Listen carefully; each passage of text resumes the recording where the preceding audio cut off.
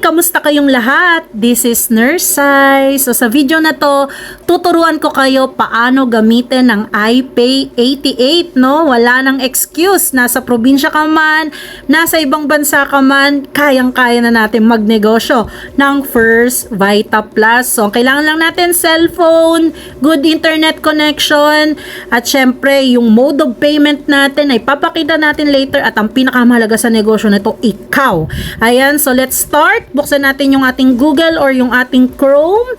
Ayan, so type natin, no, yung First Vita Plus, www.firstvitaplus.net. Ayan, so go natin yan. And ito sa upper right, may X dyan, no, i-X natin yan, pindutin natin, and then slide natin to. Pag nakita natin yung QR code, ayun, pindutin na natin yun, iPay 88. So, let's type our name, kung sino yung magpipay in, kung sino yung magjo-join. So, ayan, type Sample de la Cruz for the sake of demonstration. And then, yung cellphone number, 639-123-45-678.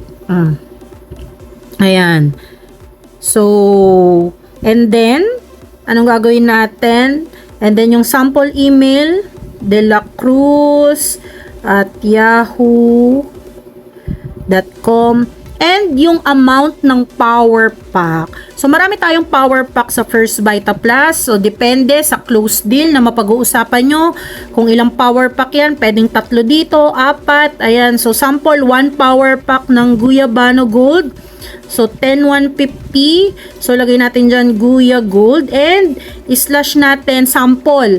Nasa probinsya ka, no, yung magpe-pay in, and then may ka-business partner ka na nasa Maynila, no, or sa mga product center po. So sample na lang sa Maynila. Ayan, doon tayo magta-transact. So kung may upline ka doon, makipag-coordinate. So sample si upline ang magpe-pay in ito.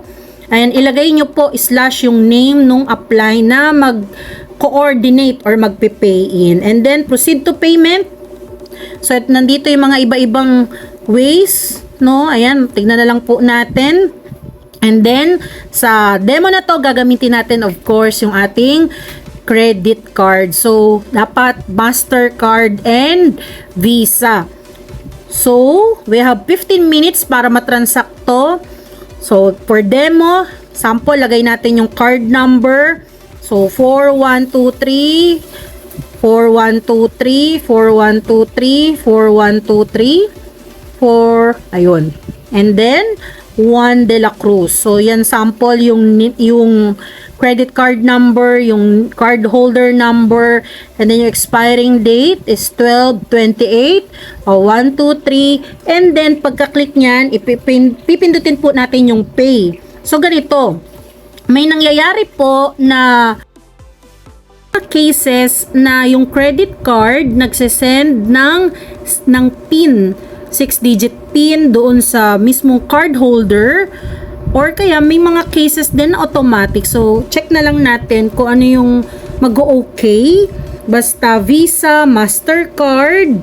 At ang maganda po, no, naka-experience tayo na may nag-inquire from Australia na gustong bumili ng power pack. So, sabi natin, i-try natin yung iPay 88. So, nag-send ako ng screen record kung paano yung step-by-step na process, lalo na sa ibang bansa, puro mga credit card na doon, at nag-okay, no? So, sinend sa akin yung screen shot nung payment na nag-success, at higit sa lahat, yung details ng information, pinilapan ko na yung form for them, at na-i-deliver na natin yung power pack. So, ganun kaganda ang negosyo natin sa First Vita Plus. Kaya tara na, magnegosyo tayo. Ayan, lalo na sa panahon ngayon na kailangan natin magdagdag ng pagkakakitaan, makapag-build ng network, makapag-share ng magandang product and services. And again, this is your Nurse Sai, willing to assist you. So, message mo lang ako. Thank you and God bless you.